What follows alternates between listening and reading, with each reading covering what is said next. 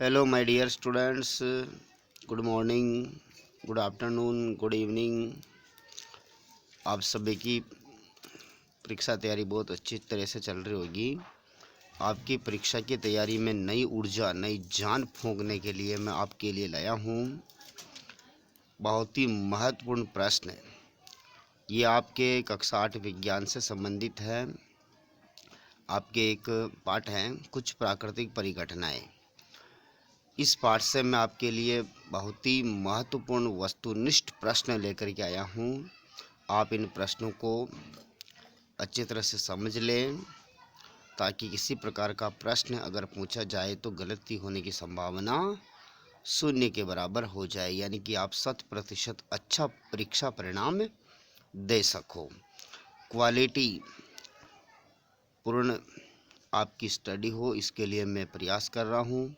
तो देखिए पहला प्रश्न क्या कह रहा है, स्क्रीन के ऊपर आप देखिए। आवेश चार्ज कितने प्रकार के होते हैं? Option A 2, option B 3, option C 4, option D 5। तो हम जानते हैं कि आवेश जो होते हैं वो 2 प्रकार के होते हैं। ऑप्शन ए हमारा करेक्ट हो जाएगा। ठीक है। उसके बाद अगला प्रश्न है, देखिए अगला प्रश्न क्या कह रहा है। हमारा अगला प्रश्न है, अगला प्रश्न ये है कि आवेश के प्रकार होते हैं। आवेश कितने प्रकार के होते हैं? तो अभी हमने जाना है कि आवेश जो होते हैं वो 2 प्रकार के होते हैं। आवेश कितने प्रकार के होते हैं? 2। अब वो 2 प्रकार के कौन कौन से हैं? ऑप्शन ए में कह रहा है धनात्मक, ऑप्शन बी ऋणात्मक, ऑप्शन सी धनात्मक और ऋणात्मक। तो आवेश कितने प्रकार के? 2 प्रकार के। कौन कौन से? धनात्मक और ऋणात्मक 2 प्रकार के होते हैं। तो ऑप्शन सी हमारा करेक्ट हो जाएगा। इसी प्रकार से जो अगला प्रश्न है, तीसरा प्रश्न, सजातीय आवेश एक दूसरे को रिक्त स्थान करते हैं। तो एक ही जो जाति के आवेश होते हैं, जैसे प्लस प्लस है या माइनस माइनस है, तो जो समान जो आवेश होते हैं वो एक दूसरे को क्या करते हैं? प्रतिकर्षित करते हैं। क्या करते हैं? प्रतिकर्षित करते हैं। ए ऑप्शन सही हो जाएगा। ठीक है। इसी प्रकार से अगला प्रश्न क्या कह रहा है, चौथा प्रश्न है, विजातीय आवेश यानी कि अलग अलग जाति के जो आवेश होते हैं, जैसे प्लस माइनस माइनस प्लस जो होते हैं, ये एक दूसरे को आकर्षित करते हैं। क्या करते हैं? आकर्षित करते हैं। बी ऑप्शन करेक्ट हो जाएगा।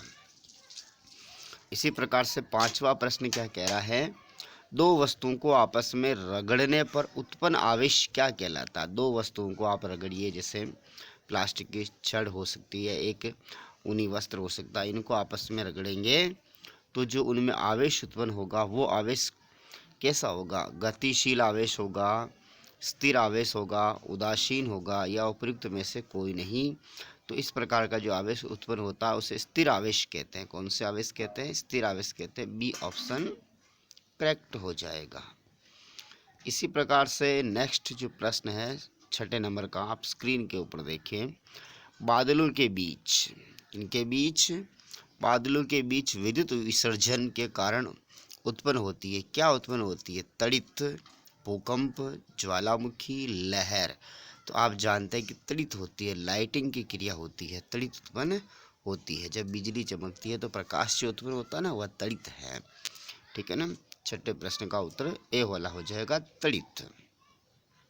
इसी प्रकार से 7वां प्रश्न है, पृथ्वी का अचानक हिलना या कांपना या थरथराना क्या कहलाता है? तो आप सभी जानते हैं पृथ्वी का हिलना क्या होता है? भूकंप कहलाता है। बी ऑप्शन करेक्ट हो जाएगा।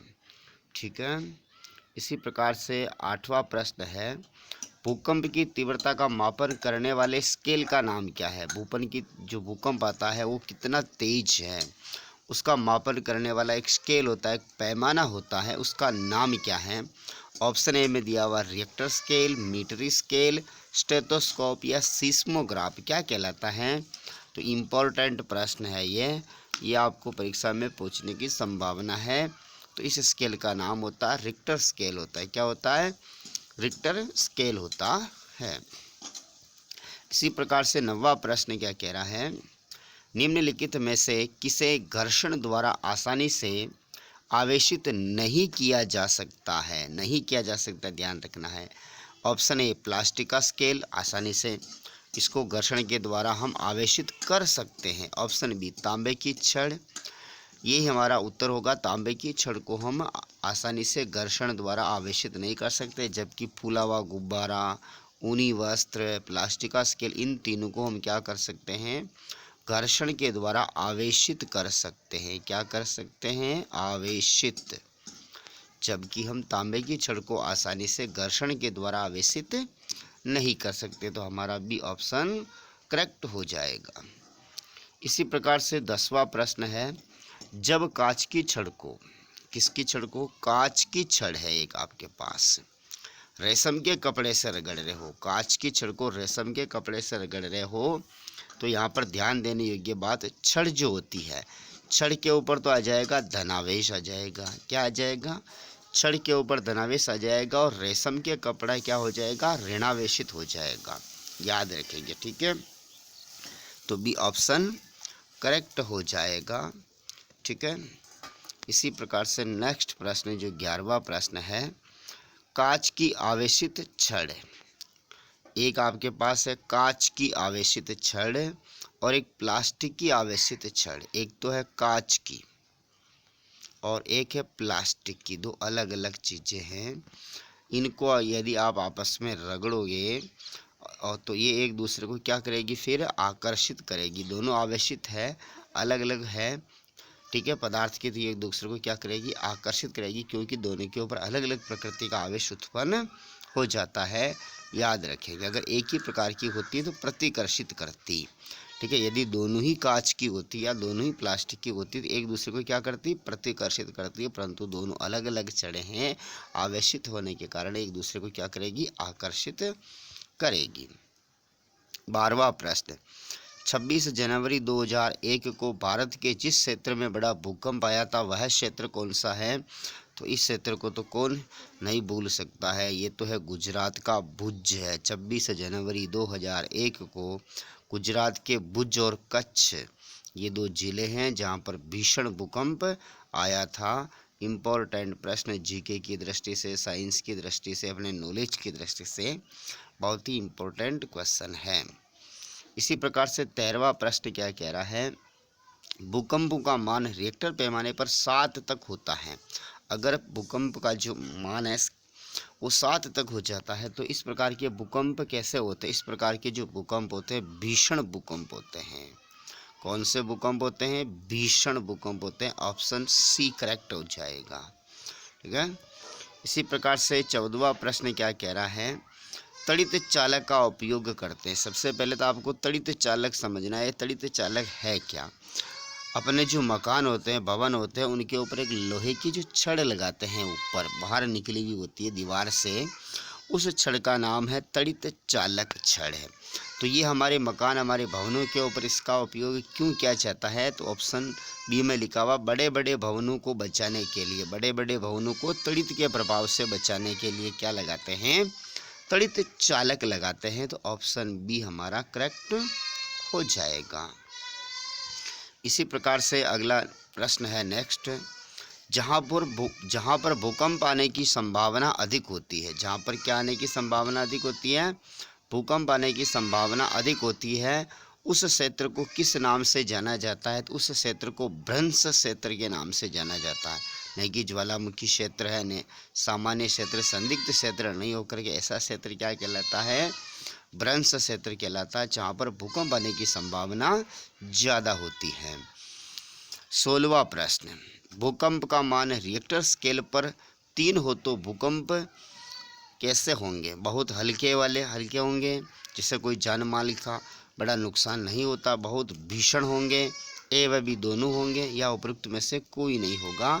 तो अगर भूकंप का मान रिक्टर स्केल के ऊपर 3 है तो भूकंप बहुत ही हल्के होंगे, और इस प्रकार के भूकंपों में किसी प्रकार के जान और माल की हानि नहीं होती है, इनके झटके हमें महसूस ही नहीं होते हैं। इसी प्रकार से नेक्स्ट जो प्रश्न है 17वां और अंतिम प्रश्न है हमारा, आवेशित वस्तु की हमें पहचान करनी है, किसके द्वारा करेंगे? विद्युत सूक्ष्मदर्शी के द्वारा, या विद्युतदर्शी के द्वारा, या स्पिग्मोमैनोमीटर के द्वारा, या बैरोमीटर से। तो आवेशित वस्तु की हमें जांच करनी है तो विद्युतदर्शी का हम प्रयोग करेंगे। इस प्रकार से ये हमारे 17 इम्पोर्टेंट प्रश्न थे जो इस पाठ से बनते हैं। अब आपको काम क्या करना है? सबसे पहले तो इन सभी प्रश्नों को अच्छी तरह से समझना है। समझने के बाद आपको क्या करना है? यदि आप इस चैनल के ऊपर नए हैं तो चैनल को सब्सक्राइब करना है। क्या करना है? सब्सक्राइब करना है। और वीडियो को क्या करना है? लाइक करना है। ये आपका काम है। मैंने मेरा काम अच्छी तरह से किया है। आप वीडियो को लाइक करें, चैनल को सब्सक्राइब करें और ज़्यादा से ज़्यादा विद्यार्थियों के पास इस चैनल को पहुंचाएं, ताकि हमारे परिवार में 1000 विद्यार्थी जुड़ जाए और मुझे बहुत आपसे प्रसन्नता मिले। मैं मोटिवेट हूं और आपके लिए अच्छे अच्छे वीडियो लाता रहूं। जय हिंद, जय भारत।